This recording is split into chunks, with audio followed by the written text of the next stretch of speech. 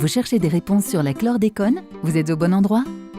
Ce web documentaire de 10 chapitres vous propose un état des lieux des recherches menées sur la pollution à la chlordécone et de l'accompagnement des professionnels et des autoconsommateurs pour réduire l'exposition de la population à la chlordécone.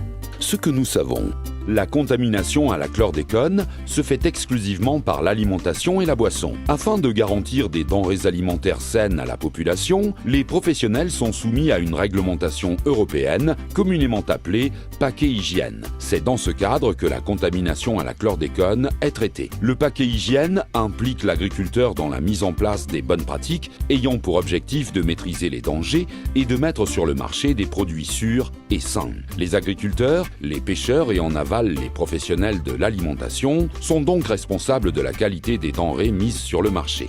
La traçabilité est un élément essentiel de la sécurité sanitaire de la chaîne alimentaire, de la fourche à la fourchette, de la mer à l'assiette. Les services de l'État contrôlent depuis 2002 l'application de ces bonnes pratiques ainsi que la conformité des produits alimentaires. Dans le cadre de cette réglementation, chaque année, 1800 contrôles et autant d'analyses sont réalisés en Martinique sur les denrées alimentaires. Ces contrôles concernent à la fois les produits locaux et produits importés. Pour les fruits et légumes, l'analyse du sol cultivé permet aux agriculteurs de sélectionner leur type de culture en fonction de l'état de contamination des parcelles. Aujourd'hui, les recommandations sanitaires concernant les cultures sensibles sont bien suivies par les producteurs. Le taux de conformité des végétaux contrôlés, à la production ou sur les lieux de vente, est proche de 100%.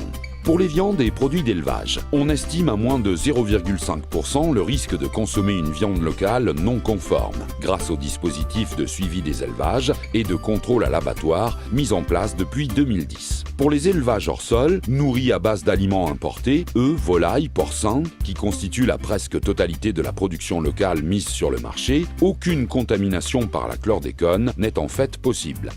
Les produits de la pêche, dont la contamination est par nature moins maîtrisable, montrent encore des taux de contamination importants sur certains marchés. Malgré l'instauration de zones interdites de pêche, encore un poisson sur 10 pêché localement et vendu sur les marchés demeure non conforme. Cela concerne exclusivement les espèces côtières et d'estuaires.